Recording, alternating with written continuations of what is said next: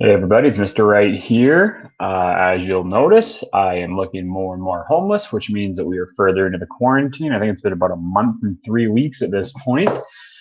So that's why I'm wearing the hat and why I don't look like I've shaved in a while, because I haven't and no one's available to cut anyone's hair. So today we're going to be looking at the start of Unit 4, last unit of the year, which is on internationalism. So today we're going to go through the Chapter 11, just kind of the introduction to it. So just kind of follow along and we'll get our way through this.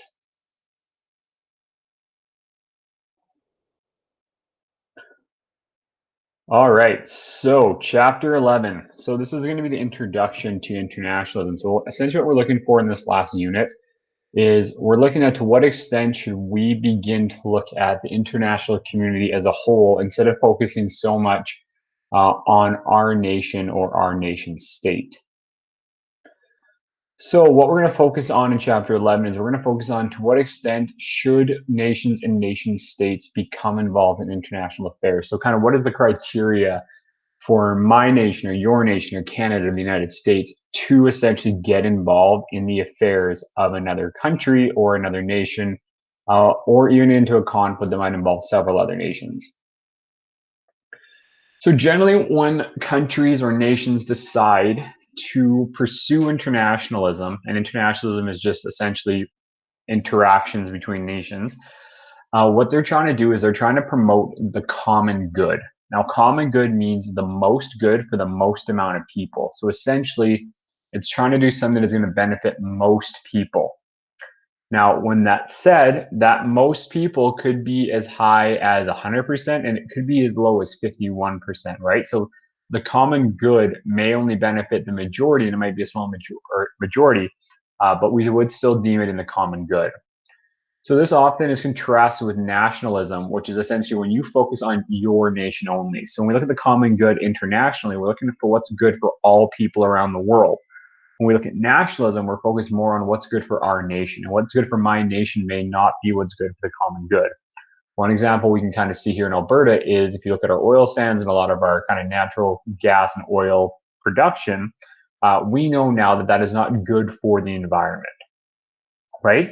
So for people living in Cuba or Fiji or Australia, what we're doing is not necessarily for their good. It's not for the common good of the entire world. But being in Alberta and being in Canada and Leduc, Nisku, wherever, are smaller nations, that is in our common good, right? The oil and gas revenue pays my salary. It probably keeps a lot of your parents and your relatives employed. So when we're looking at what extent should we pursue nationalism, we're really looking at to what extent should our nation do things to benefit everyone, and at what point should we say this doesn't benefit my nation or your nation? So we kind of have to hold back and withdraw from the international community.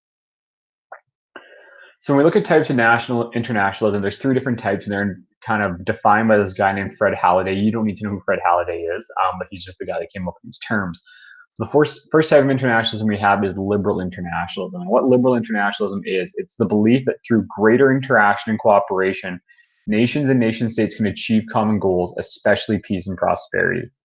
So there's a really simple way to remember liberal internationalism. It's diplomacy, it's talking, it's friendly, it's nice. When two countries sign a trade agreement or sign a treaty, or when the UN gets together to discuss issues, that's liberal internationalism, right? Just essentially think liberal means talking, right? Talking, paperwork, all that kind of stuff. Second type of internationalism is hegemonic. So hegemonic internationalism is based on the belief that the world is a balance of power uh, that is not equal. So essentially, there are dominant nations and there are submissive nations. So with hegemonic internationalism, what we're looking at is one powerful nation influencing a less powerful nation, normally for the worst. When you look at hegemonic internationalism, the way I think about this is colonialism, right? That idea of superpowers like Britain, like France, like Spain, like the Netherlands back in the 14, 15, 16, 17, 18, even early 1900s, going around the world, taking over other countries or nations, putting in their government system, putting in things like mercantilism, where you're just taking resources, bringing them back to your home country, with things like slavery, all of that. So hegemonic, if you think back to grade 10, you think to colonization or historical globalization, whatever you want to call it, that's basically what hegemonic is. And then you have revolutionary internationalism. Revolutionary internationalism is when Essentially, international factors cause conflicts within third-party societies.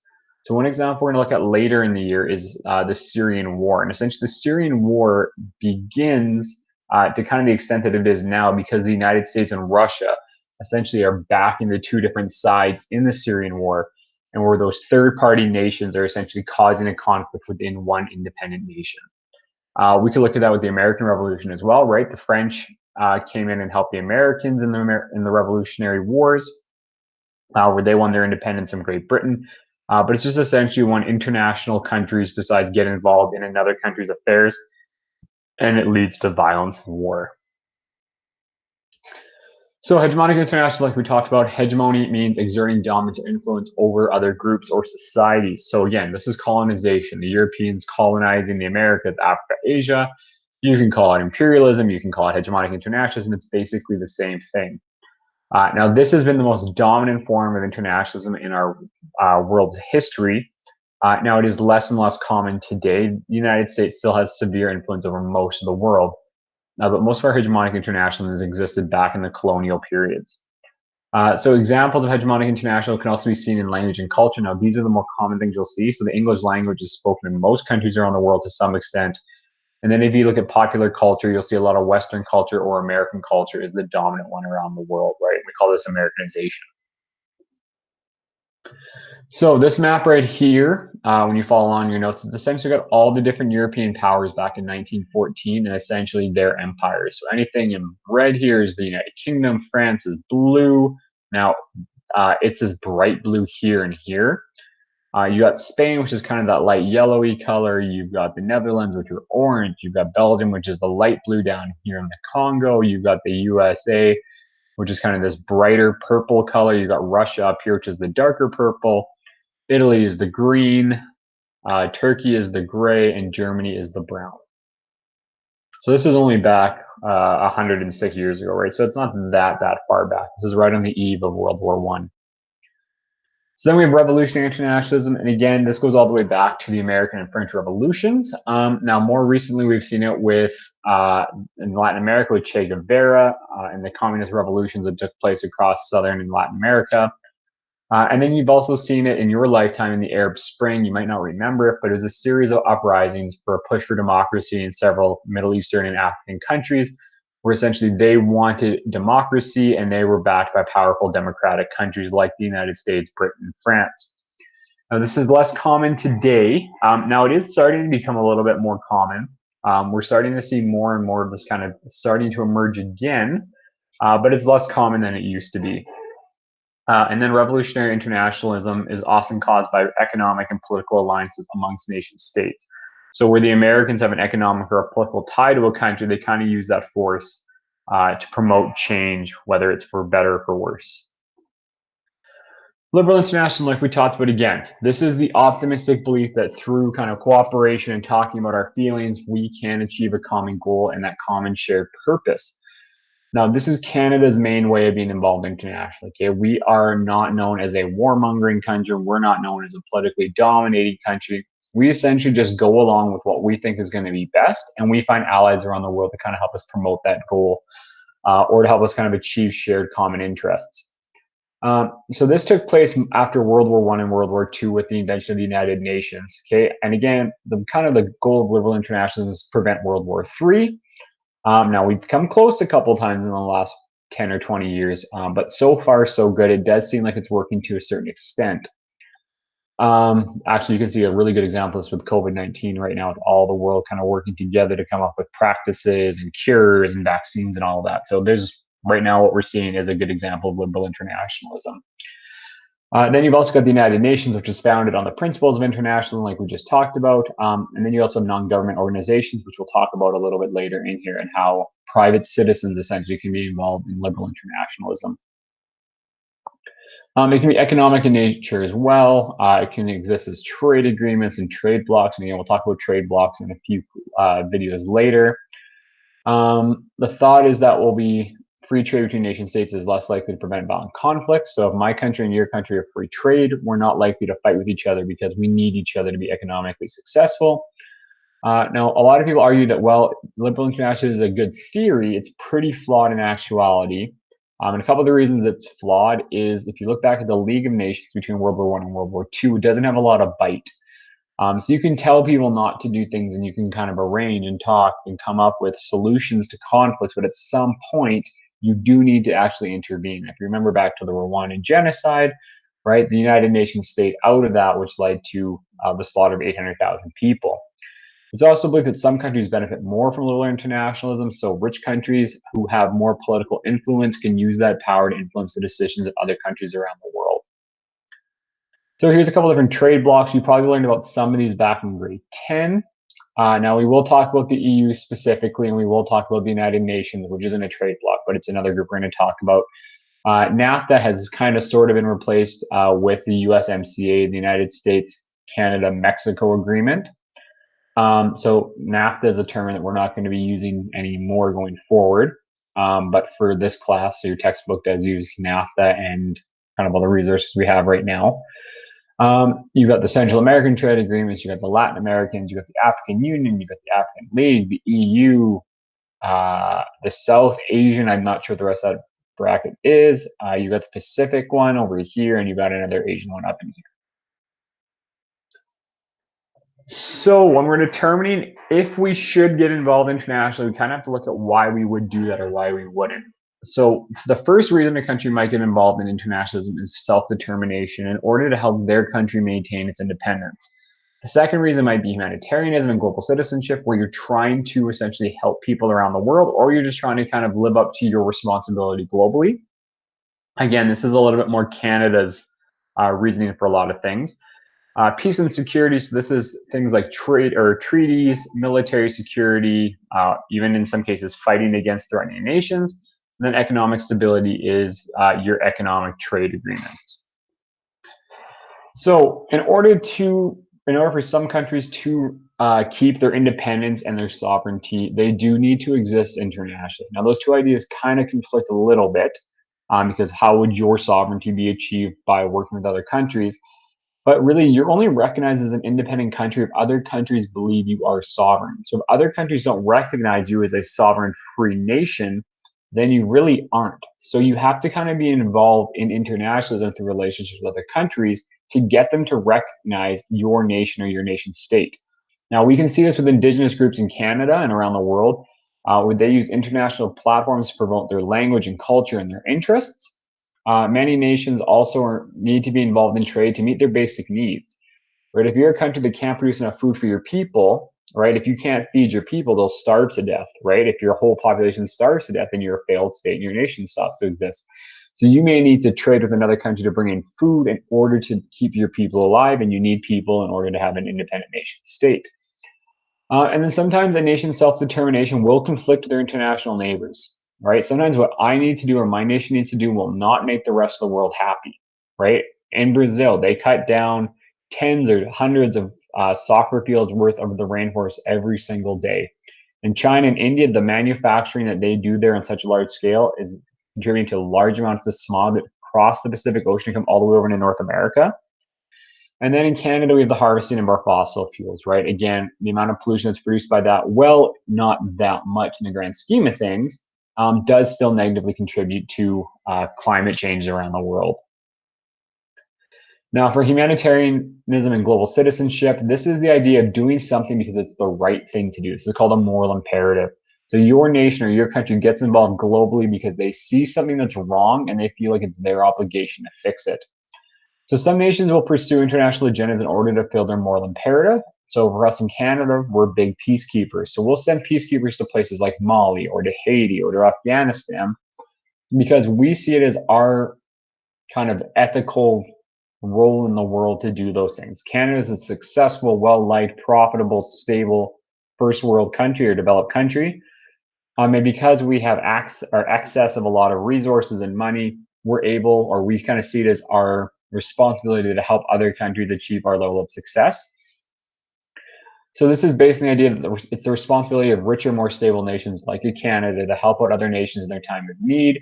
Now, nations are not required to do this. This is completely voluntary. Canada does not have to give financial aid to countries. It does not have to give donations. It does not have to send peacekeepers. It's a choice to do so. And this can range from donations to government organized initiatives. This can even be things like supplying military troops. Right? If Canada would have sent an armed force to Rwanda to help save the Tutsi people, that would have been a humanitarian act. So we see two main types of humanitarian global citizenship aside from the aid. We see it in peacekeeping and peacemaking. So peacekeeping is the process of keeping the peace or preventing violence. So peacekeepers will go into a war-torn area and they will try to keep the two sides separated until the violence surpasses. Now, peacemaking is the opposite. Peacemaking is going into an area and using force to end a conflict. So where a peacekeeper can't fire first, they can only shoot their weapon in self-defense, a peacemaker can shoot first at the group they've determined to be in the wrong. So Canada plays a major role in most, or not in most, in a lot of UN peacekeeping missions. We don't do a ton of peacemaking, but when we look at the Afghan case study, you will see that we do this as well, just on a smaller scale than our peacekeeping. So another reason countries might be involved internationally is to promote their own peace and security. So citizens of a nation need to feel safe in their nation in order to prosper, right? If you're like, look at Canada right now, our citizens on a large scale do not feel safe because there is a pandemic going on. Right now, the Canadian economy is being crushed, as is the rest of the world's economy. Nobody's really immune to it. But we can't work, we can't go to work, we can't do all the things we want to do because we don't feel safe. And if people don't feel safe, your country really can't operate. So being involved internationally is a really good way to kind of pursue your peace and security. Now, this can come in a couple different forms. So if your country has a threat to its peace and security, right, you'll respond differently. So you have a threat of poverty or environmental degradation. So if your country is at the risk of becoming poor, you have a massive poor population, you will seek out other countries to help you, right? If it's environmental degradation, you'll seek out the rest of the world to sign things like climate change agreements and all of that. If you're under threat of terrorism, you'll have to be involved with other countries to track down terrorist cells and stop them from attacking your country. If your country is involved in a civil war, you'll have to call in allies from around the world to help you stop the conflict. If you have conflict with another nation or another nation state around the world, right? If the United States decided to invade Canada, we would hope that our allies like France and Britain and Australia would come to our aid to prevent that. Proliferation means to get rid of or lower the amount of. So the proliferation of weapons of mass destruction. So when you get next year into grade 12, you learn about the Cold War and kind of how after the Cold War, the main goal of all the world superpowers was to get rid of the amount of weapons of mass destruction, nukes, biological weapons, chemical weapons, and all of that. The only way you can get a country to give up their nukes is by engaging them in conversation or attacking them, right? And then organized crime. So drug trafficking, human trafficking, the mafia, all the different gangs out there. So even civil wars can cause an international threat to neighbors. If we haven't looked so much at Iraq, and we won't, but look at Syria and Afghanistan and how the violence in those regions actually spills over to other countries in their neighborhood. Refugees will flee to escape these places. So supranationalist organizations, and again, we'll get into those in a couple lessons, such as the United Nations, NATO, all work together to prevent these conflicts. So for economic stability, what we do here is we essentially need to trade. We need to sell our goods around the world so that we can make a profit to buy goods that we need or goods that we want. So this is pretty obvious when we look at Canada exporting oil and shipping in technology. But another example of this would be the Blood Nation Southern Alberta. So that's a First Nations group. And essentially they produce goods like artisan crafts that they sell all around the world, including Japan. So this small First Nations band in Alberta sells their goods to Japan, which gives them money to allow them to essentially be more profitable in their kind of their nation, right, on their reserve or in their community.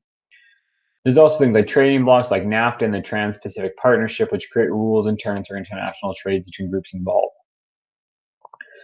So when a country or a nation decides to be involved internationally, they can do this in one of three different ways. So when one nation decides to do something on their own, we call that unilateralism. Okay, uni means one. So when one country decides to do something by itself, it's unilateral. They're doing something by themselves. This is the least internationalist form of internationalism. If Canada decides to invade, I don't know, or Egypt, that is a unilateral decision. We are not bringing in any allies. We are not talking to anybody about it. We've just decided to go and do it. So that's why it's the least internationalist. Bilateralism is when two nations work together. And then multilateralism is when three or more nations get together to take some sort of action. So those are pretty simple, right? If you know your pronouns, or not pronouns, I forget the word I want here, prefix, that's the one. If you know your biology prefixes, then uni, one, bi, two, multi, three or more. That's pretty easy. So why would we decide not to get involved internationally? Because there's reasons not to, right? Some nations do not feel that it is either their job to do these things, or they feel that if they get involved internationally, they're risking their own sovereignty. So if you look at World War I and World War II, in both cases, the United States does not join the war until their sovereignty is actually threatened. The United States did not believe World War I or World War II were their problem. They were European wars in the beginning, and they were the responsibility of European countries. So they did not want to risk the lives of their citizens. They did not want to risk the falling of their nation to get involved in the conflict, which did not directly affect them. So this is kind of the policy of minding your own business. So we can see this a lot with the United States during both World War I and World War II. They pursued a policy of isolationism, which is just when you worry about yourself and don't worry about anybody else. Now, the United States was a very big proponent of isolationism all the way up from their independence up until the end of World War II. Okay, this was their idea. We can supply all of our basic needs. We just want to be left alone to do our own thing. A lot of people in today's society believe this is the right approach. Donald Trump in the United States is very much like this. The Make America Great Again, build the wall. We're going to make China hurt by taxing their goods. Those are very isolationist policies. Just taking care of your own country's affairs. You don't care how the rest of the world gets by. You don't care how your policies affect the rest of the world. You just do your own thing. So back in the 1900s, the USA actively attempted to avoid participating in both world wars because, again, they didn't think they were their wars. They thought they were just European wars. Now, eventually, when they are brought into World War I and World War II, it's because their sovereignty is threatened. So in World War I, the Zimmermann Telegram and the sinking of the Lusitania bring the Americans in. And then World War II, it's the Japanese attacking Pearl Harbor. So their sovereignty is actually threatened directly, so they can no longer remain isolated from this conflict. So in the wars, they decided to change their policy following World War II because President Roosevelt realized this wasn't going to work. They had tried to be isolated, and in both cases, they were brought into conflicts and had massive losses and massive economic costs. So what Roosevelt decided to do, he believed it was time to get involved in the world community because he thought the United States had something to offer in preventing conflicts. So following World War II, Roosevelt decided to become very involved with how the European map was going to be redrawn. So if you've looked at the end of the World War II lesson, right, you'll see the new map of Europe. Now, following that, like immediately after World War II, the United States and the USSR get involved in something called the Cold War. And again, you'll learn more about that next year. But a Cold War is just a war where no shots are actually fired directly between the two countries. And this lasts for 44 years. So during this period, the United States and the Soviet Union get involved in three main proxy wars. Proxy war is a war where neither country directly fights, but they use different countries to do their fighting for them. So in the Korean War in 1950 to 1953, the Americans supplied weapons and troops to the South Koreans, and the USSR provided troops and weapons to the North Koreans. So while the United States and Russia were never actually fighting each other, they were aiding two sides that were fighting against each other. So that's what a proxy war is. They did the same thing in Vietnam in 1956 to 1975, and then in the 1980s, they did the same thing in Afghanistan. But that's not on the slide. So in 2001, following the 9/11 attacks, the United States decided to invade Iraq. And in all the cases above, the United States claimed that it was in their best interest to protect their sovereignty to become involved in this. They felt that staying out of the spread of communism in Korea and Afghanistan and Vietnam, they thought that that was more of a threat to them than actually getting involved in the conflict. So that's kind of why the United States moved away from this policy of isolationism. So in the Iraq War, the United States believed that Iraq was somewhat responsible for the 9/11 attacks. They really weren't, but there was a belief that Saddam Hussein had been helping the terrorists, and there was a belief that Saddam Hussein essentially had weapons of mass destruction hidden in Iraq. It turned out those weapons weren't there, but the United States decided to go in anyways. And what happened is that NATO, which is a different trade or a different military organization, stands for the North Atlantic Treaty Organization, they said that the United Nations could go into Afghanistan. Afghanistan is where more of the proof was that the 9/11 terrorists actually came from there. A lot of them came from Saudi Arabia as well. But NATO said the United States had enough information to justify going into Afghanistan. Now, the United Nations did not approve this mission. So the United States did not get approval from either NATO or the UN to invade Iraq. So they went into Iraq unilaterally. However, in Afghanistan, they did have several allies. Canada, France, Britain, and some other countries all got involved in Afghanistan as well, which made that a multilateral decision. So in Canada right now, we do have some small amount of troops in Iraq, and essentially they're trying to help rebuild the Iraqi economy, training troops to essentially fight off ISIS, which we'll talk about a little bit later down the road. So another example of when internationalism was avoided is the Rwandan genocide. This should be pretty fresh in your minds. But as you guys are aware, the United Nations did not get involved in the Rwandan genocide. They sent peacekeepers, but they did not give them the approval to actually stop any conflict from occurring. Now, because of this, 800,000 Rwandan citizens were killed in 100 days. Now, the United Nations decided they did not want to get involved in this conflict because this group called the Security Council, which we'll talk about later, they decided not to do it. The Security Council essentially is a section of the United Nations that decides if the United Nations ever goes to war or not, and they determined not to.